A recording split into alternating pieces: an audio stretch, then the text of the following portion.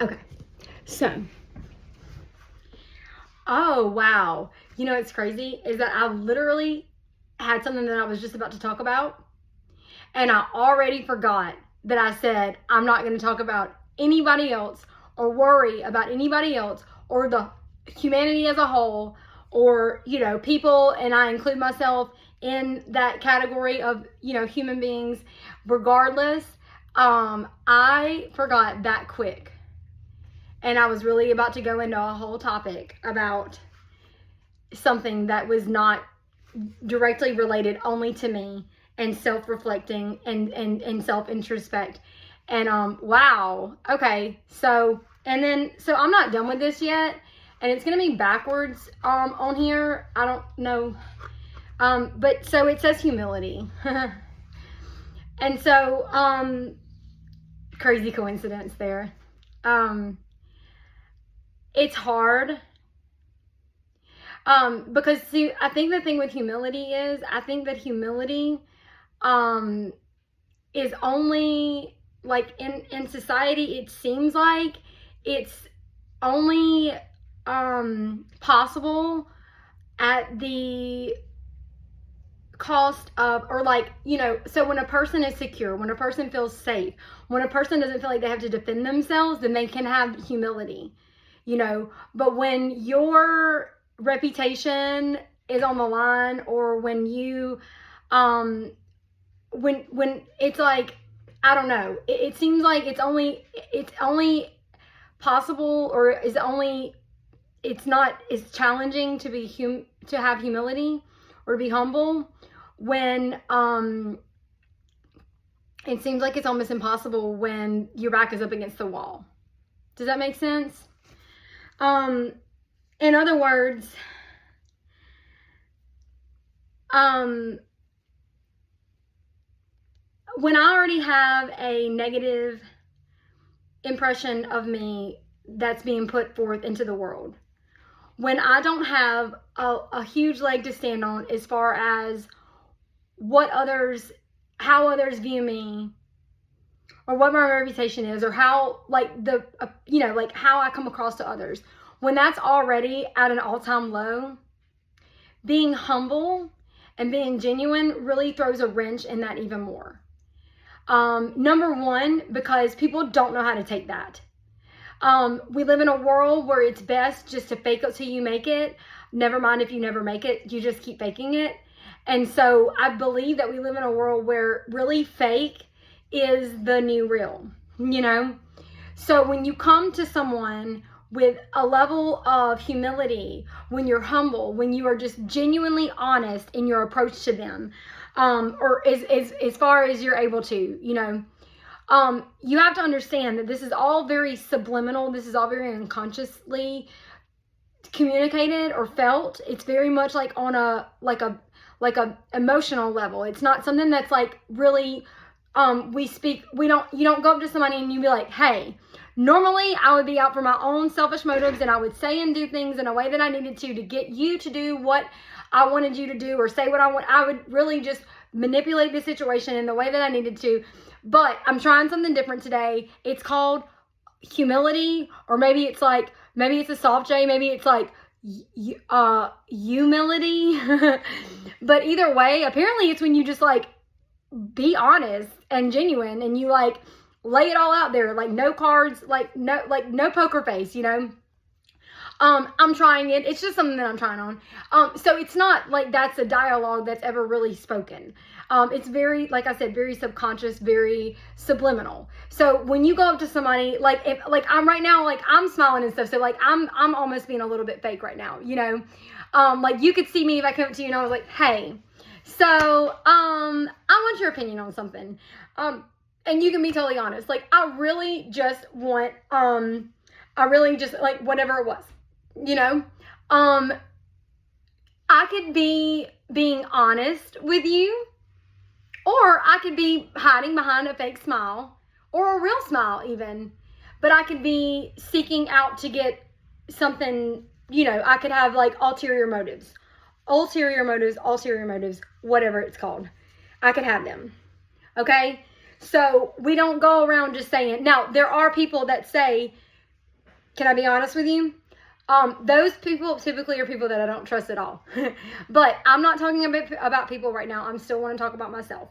And it's not that I want to talk about myself. It's that I want to only focus on myself, because I don't want to try to understand other people anymore until I can understand myself completely. I am lost.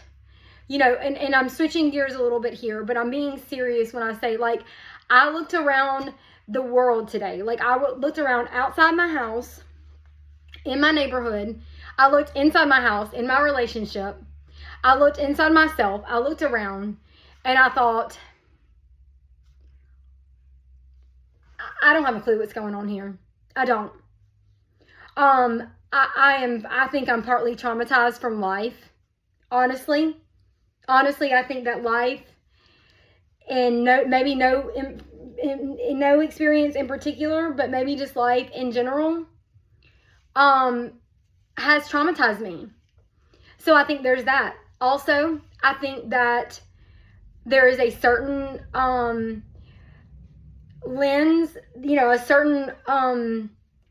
certain veil that is formed when a person isolates as much as I have for the past really year, but really like 5 years, honestly.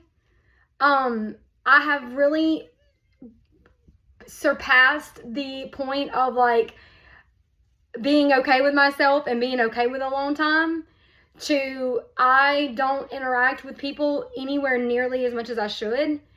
And I feel like that could be a factor right now. I feel like that could be an issue. There's also there's also the point, I guess, or like the aspect that things are changing rapidly all around us. I believe that's part of it too. I believe that things are changing, you know, and Jesus says that in the last days, things will happen these signs will, sorry, I'm going to keep messing with my hair because it's just driving me crazy. And it's just napping, you know, and that's just what it is. And if I wait until my hair is not nappy to do these videos, I'll never do them. Do you know what I'm saying? If I wait until I don't look crazy, or till I know exactly what I'm talking about to make these videos, I'll never make these videos because I never know. You know? And if you don't feel like that in your, like, here's two things. Number one, if you don't feel like that in your life, like you just go, that was fake. That was so fake. That was like a, oh my God,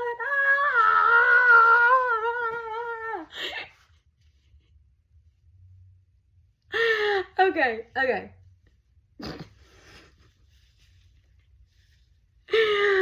Oh, just kidding. Okay.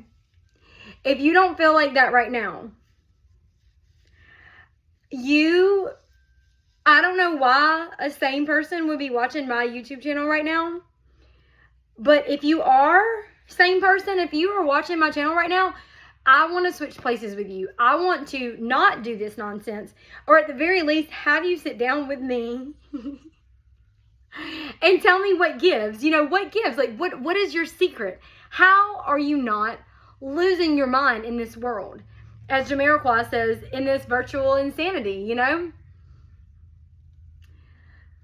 About this love we have,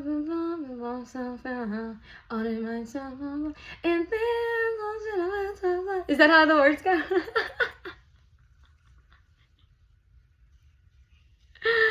Oh my God. Oh God. It's bad. I know. It's bad. So if you feel like I feel, then I don't want to pretend like everything is okay. I don't want to think, because I really am okay. I really am okay. I think things are bonkers in the world, you know? I really do. I think things are bonkers in the world. So I don't hope that I want to know. Okay? Here's what I want to know. I want to know where everybody else is at. Because I think that's what it is. What it is I don't mind. This is not some like self-induced isolation. This is my life, okay? Until I'm not traumatized by life itself, forgive me for, pardon me for not wanting to just dive back into it. Like, hey guys, okay, I'm ready to go back in. I was like, okay, well, what did you learn since your last, near-death experience? Nothing, but I'm feeling really good about it this time. I'm feeling great. I feel like, what did you wait 30 minutes after eating pizza rolls? No, but I feel like that's just something that's like what the elites, like that's what they want you to think. No, I almost drowned several times, metaphorically speaking, in the world. Like I've almost drowned a lot. And so, yes, I am still traumatized. No, I don't completely know what I did wrong. And I have not perfected those things enough to just be, like bright-eyed and bushy-tailed, just ready to just dive right back in to the world. Okay? Forgive me. Does that mean I live my life in fear? No, I don't live my life in fear. Because why? Because I think that if I were to go back out into the world and try to be a normal functioning member of society, I think I would live my life in fear. Because I don't think that I would be able to separate my wants and needs. I think everything I would do would be geared only towards not having the things that happened in the past happen again. And I think that's a problem for everybody. I think that always causes problems because what we resist persists, right? What we resist persists. So the reason I think our nation is in the problem, I think one of the main issues, and look, here's the person that just said, I'm scared to go be a functioning member of society. Now I'm about to hit y'all with some knowledge. Now I'm about to tell y'all that I think I know what everybody else's problems are. And then I'm going to tell you how I remembered again that I'm not supposed to be telling about anybody else's problems except my own. But I'm not going to remember that yet because I want to say this. I want to say that we built our entire nation on the trauma that was Great Britain and the narcissistic parents that they were to us. Like, oh my God, they're not fair. They don't let us do anything. Like, they're so mean. And we're going to make sure that we are never the type of parents that they were, right? We're never going to be like them. My narcissistic, my covert narcissist dad that was always over there, like on the other side of the pond, like telling me what to do. I will never be like that. I will never be like him. So what did we do?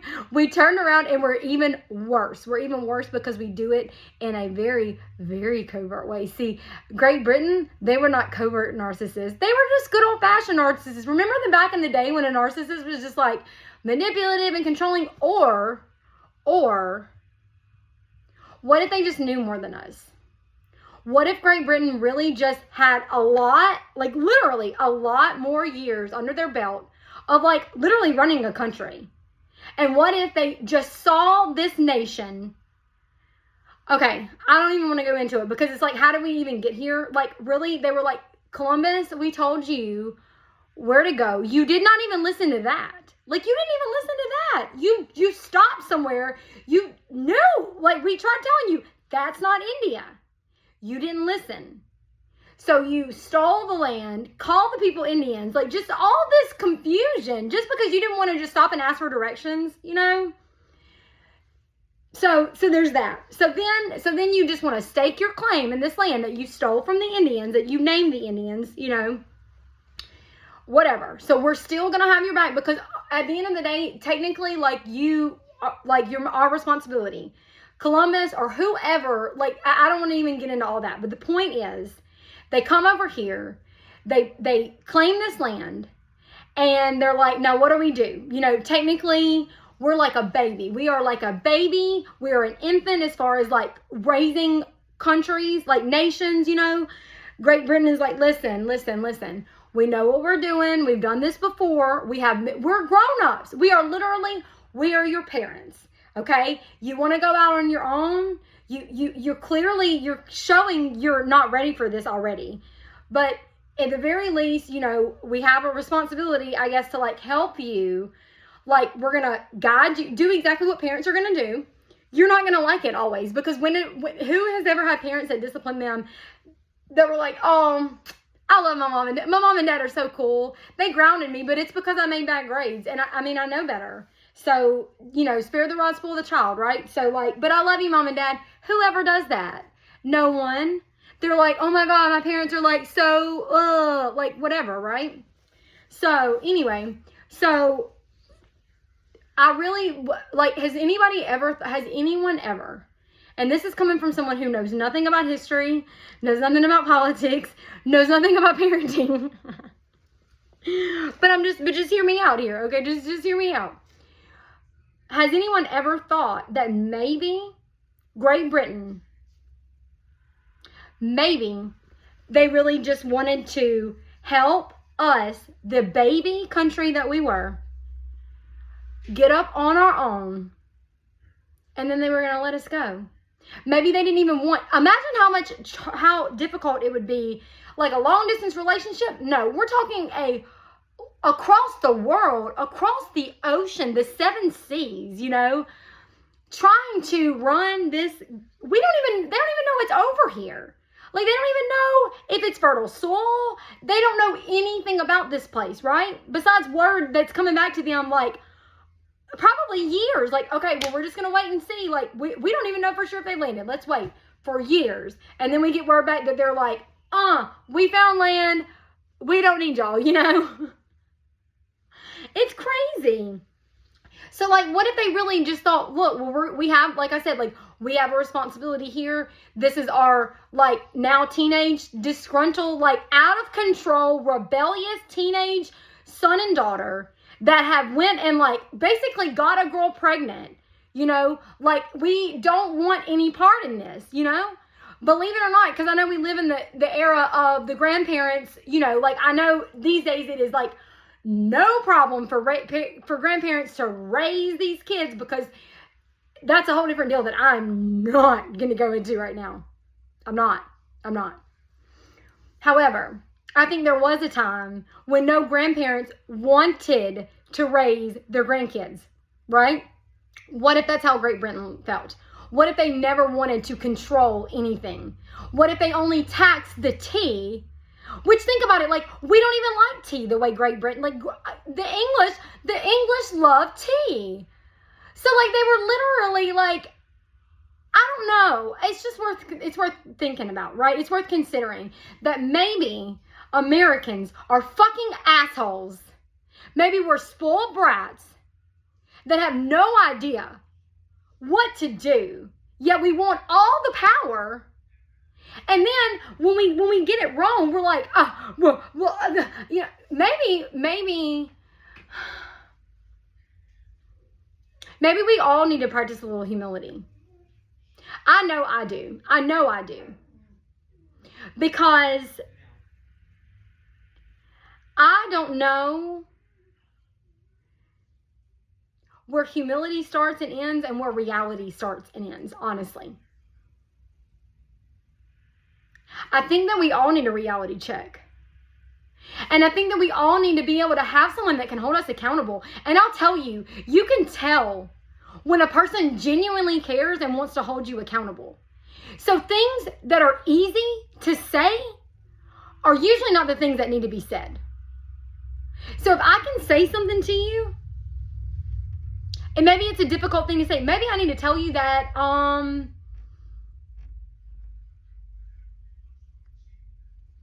maybe I need to tell you that I don't know.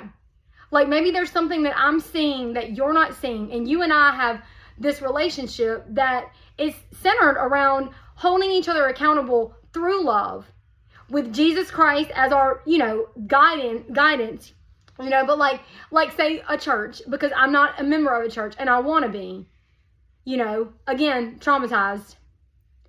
But holding each other accountable means that maybe there's some things that you're seeing, that I'm seeing about your life that you're not able to see, because it usually works that way. It's really hard to see something when you're in the midst of it, right? So if I want to sit you down and tell you these things, they should not be easy things to say. So you have to understand there's different archetypes here. There's different characters in this script. And the one that just tells it like it is, first of all, that's not me. I'm not the one that just goes around slinging truth like I don't care who I offend. I'm all for the truth. I'm for the truth. Truth, truth, truth. You look fat. You're a bitch. You know what? It's the truth. You can't handle the truth? What?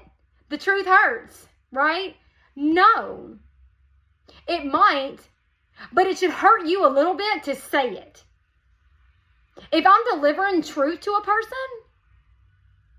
I can't say that if I'm delivering it with love and I know that my heart, first of all, I'm going to pray really, really hard first. Because Jesus is very clear. He says, before you tell another person about the speck in their eyes, remove the plank of wood from your own eye. You know? Because first of all, if you have something in your eye, how do you even know that you can see right? See clearly to begin with. Right? So not only is it about hypocrisy, which I will tell you again and again, Jesus is not a fan of the hypocrites. You know, and the only difference, and I believe this, I said this the other day, but I'm going to say it again. I believe the only difference in a hypocrite and someone that is like set free is just the opportunity. You know, like if you are a hypocrite right now, you are sitting right on the cusp of having so much favor from God, first of all, because there's nothing better than someone that can say, I did this, I condemned this, I pointed my finger and judged other people. Then I looked at my own life and realized I was guilty of the same or even worse. And I fell to my knees.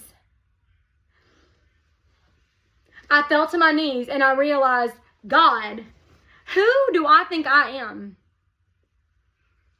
So God is going to go from, and because I don't know if the Bible says like God loves his children, yes.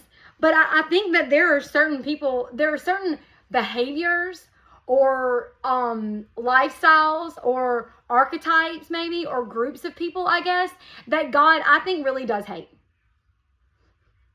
You know? And the thing is, though, consider yourself lucky if you're in the category of people that God hates, because once God gets to the point where he's apathetic, which is really the opposite of love is not hate, I don't think. I'm getting a little off topic here, but, you know, I think that the opposite of love is fear. As far as the Bible tells it, it says that love and fear cannot coexist. But that God's perfect love casts out fear, because fear has to do with turmoil. Fear has to do with torture and turmoil. Torture, I think, is that perfect love, that love cannot exist in the presence of fear. But that God's perfect love casts out fear, because fear has to do with torment. Right? So hate is not the opposite of love necessarily, but if God hates the way you're living your life, consider yourself lucky, because it means he hasn't given up on you yet. Seriously. If your life is peaceful right now, that should scare you. That should scare you. If the things that you used to do used to make you feel shameful, or you used to feel like the world or God or even yourself or whatever, the consequences of those things, like they would weigh on you. And it would be like every time you would do the thing that you knew you weren't supposed to do, it would like bad shit would happen, you know? But if you just realize in this moment that it doesn't happen to you anymore, that you can do those things that used to not come naturally to you, that used to make you feel so guilty, that you used to lose sleep over, or wake up the next morning feeling disgusting about, or the consequences, whether you wanted to admit it or not, the consequences of those actions or doing those things or being around those people or watching those things or whatever it is, whatever used to condemn you, used to eat you up alive inside, the shame that used to just consume you. If you find that you're doing those things now, number one, I guarantee you they're not bringing you satisfaction. I doubt that. But whether they are or not, if you find that you get away with it a lot easier now, if you find that your life is just kind of smoothed out, like things maybe aren't great, but they're pretty peaceful, that should scare you. That should terrify you. Because the Lord chastises those that he loves. He disciplines those that he cares for. And we hate it. Of course we hate it. Just like I said, like a teenager. Like a teenager that gets, like, no one likes that. But it's how we know we're loved. And if God has given up on you, you're screwed. And that means really your only shot right now, the only chance you have, the devil doesn't even worry about you anymore. Think about it. Think about it. The only shot you have at getting out of this thing alive is hitting the ground on your knees, loving yourself enough, because God loves you. It just hurt too much. God has been hurt too much by your turning your back on him and your deliberate disobedience, and you are hurting yourself and that hurts him. He had to turn his back on you because it hurt him too much not to.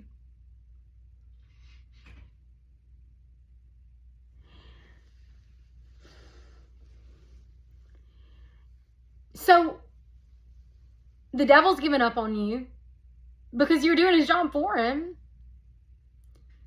God has given up on you because it hurts too much not to. The world hasn't given up on you because the world, you're in it. So everything is exactly as it should be as far as the world's concerned. No one's coming back for you. No one cares anymore. So the only shot that you have is dropping to your knees, confessing your sins, and crying and begging God for his mercy and his forgiveness and his love to return to you.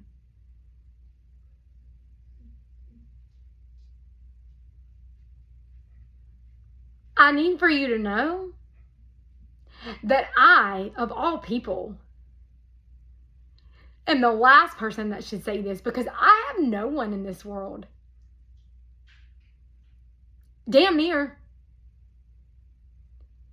No one cares about me, and I don't know if I'm going to combine these videos or not, but regardless if I do or not, the fact is, one of the videos that I started earlier, I started off by saying how awkward it makes me feel to think about dying, as far as like the specific, like the details surrounding my, you know, like what they would do with me, my body, if you will. I'm saying this smiling because it doesn't upset me, because number one, I don't think it's going to go down like that, but it makes me feel uncomfortable because I don't think that it's, I don't think that if I were to die right now, I don't think that anything that were done on my behalf, like in memory of my life, I don't think, I mean, it would be a shame for that to be a reflection of who I truly am, and it would not be a good reflection, and that's fine. And I don't think that's the way it's going to go down. I don't. But the point is this. I have no issues. I'm not upset about it, but I'm not denying the fact that when it comes to my stance, my ranking in society, I am almost as low as you could go. Okay? I am probably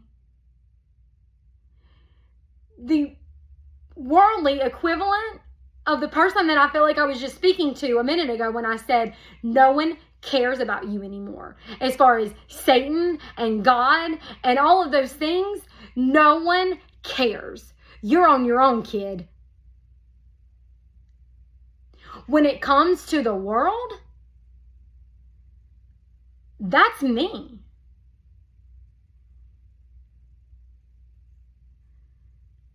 I don't think that makes me a hypocrite. I don't.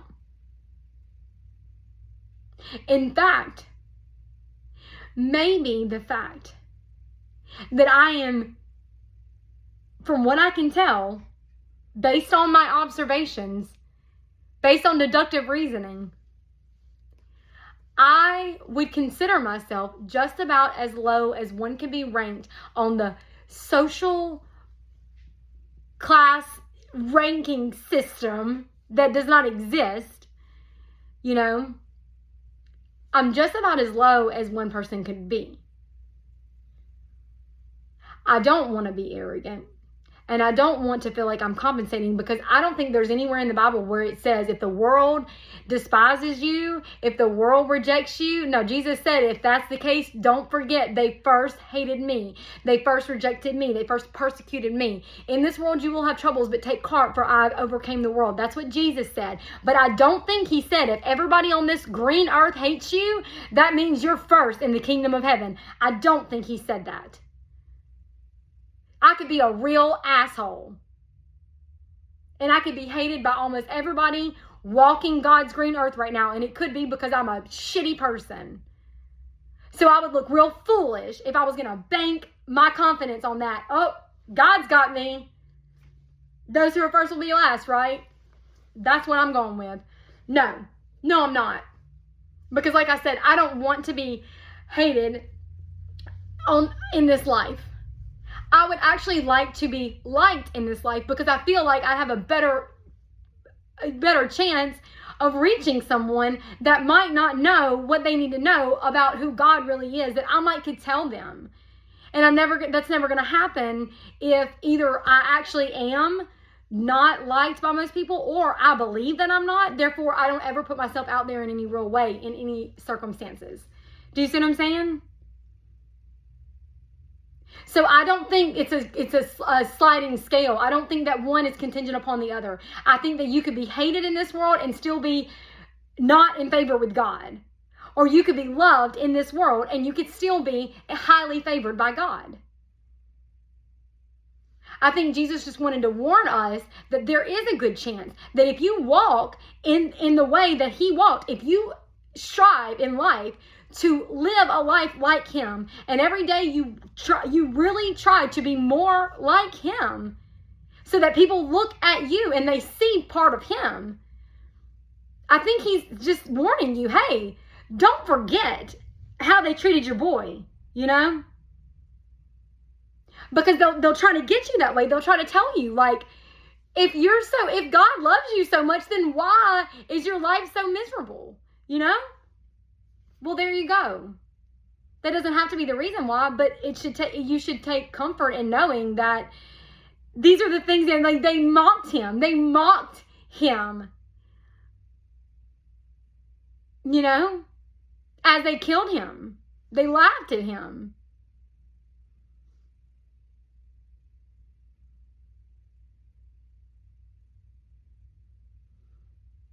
I know one thing. I will never be that person. If you came to me right now and you said, any person throughout my entire life, any person that I've ever had anything as little as one encounter with, or something as major as like a whole relationship, coworker, dating partner, whatever. If you were to tell me that any person throughout my life, unbeknownst to me, was an angel,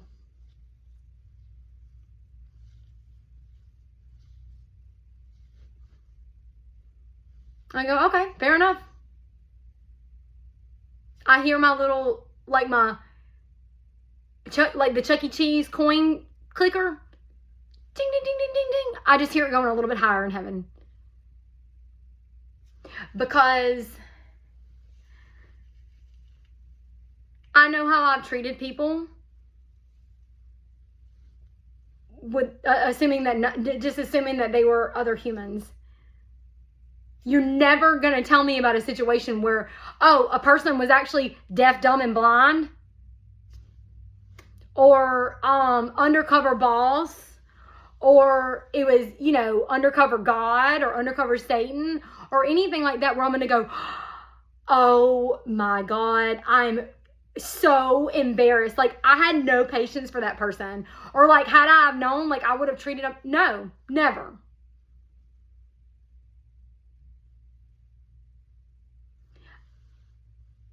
To me, that's humility in a sense. It's not really, but it's living my life in a way. It's living my life as if God sees everything, because he does.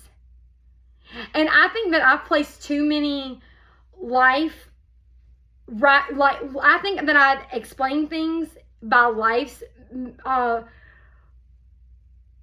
like on life's terms, and not, I mean, everything in this natural world is, you know, like an offset of the spiritual world anyway. But the fact is, I think that my near-death experience that changed everything for me, like, I think that all those things just coincided, but I think there was all something very much like spiritually initiated, and like everything was just like coinciding. And what I mean by that is, I've said for years now, I've lived my life as if everything is being recorded, because I've been through a custody battle for my children. I've said that there was a point in my life where anything that I said or did, I know that my ex-husband had, you know, private investigators following me all the time. I know that, you know what I mean, like I had, you know, really like just all forms of communication, like everything was surveillanced. You know, and you know, so there was all, so I assumed that anything that I said, like before I said it, I just pictured standing before a judge in a court of law, in a family, you know, in a family court, you know, like, you know, setting. And this, by the way, this never happened, because things don't happen in real life the way they do. Like, I don't, maybe it's different for everybody, but for me, I never got a chance to speak, ever. The only time I ever got a chance to speak, the judge said, "Is that clear?" And I said, "No, Your Honor, it's not." And my attorney looked at me like, you know, like, what? And I was not disrespectful. What he said did not make sense to me. He asked me, was it clear? I said, no.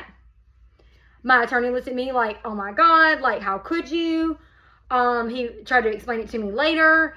But it was basically because, anyway, it doesn't matter. It doesn't matter, because the point is this. I never got to plead my case. I never got to speak on anything at all. So when people tell you, oh, like, you know, if I'm going to take you to court and I'm going to tell the judge that maybe you'll get that chance. Maybe you will. Maybe God has been preparing me for a really long time for the chance that, for the possibility that I may not get to explain myself at all. Oh my God.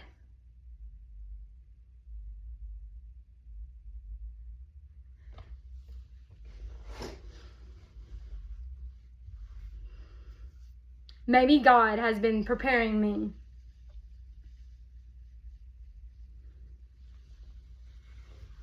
for a really long time for the possibility that I won't get a chance to explain myself.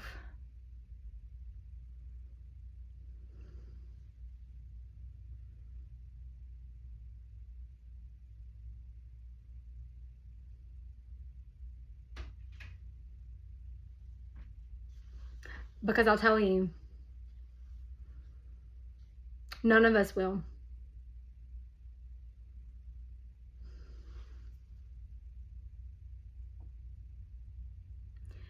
When we stand before God,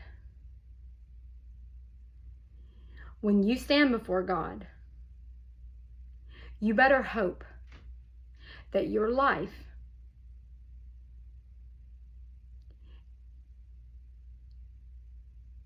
and all its, everything in it, all compiled into one short film reel,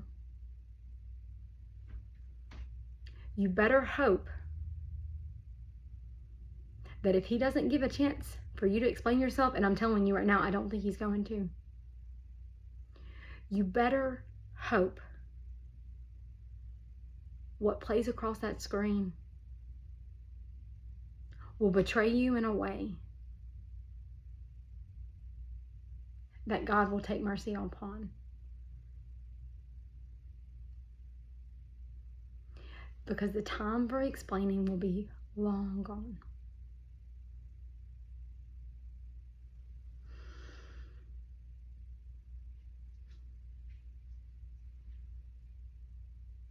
I talk a lot,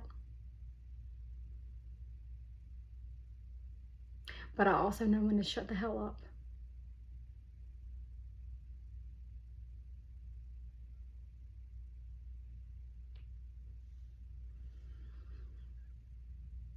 I think Judgment Day is coming.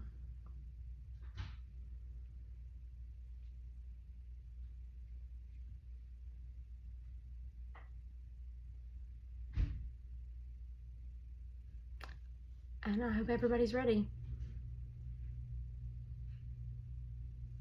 So I know that that goes against what I said that I was going to talk about. And it definitely gives me something to think about.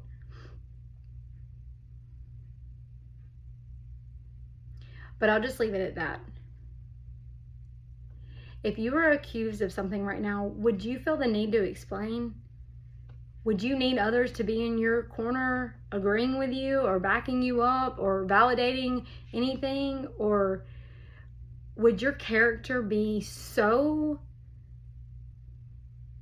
opposite of whatever the charges being brought against you? Would it be so absurd that people would not even consider it?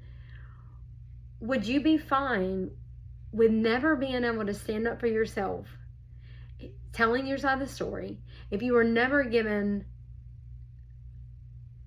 a chance to plead your case? Would your life, would the reflection of your life be enough to stand for you?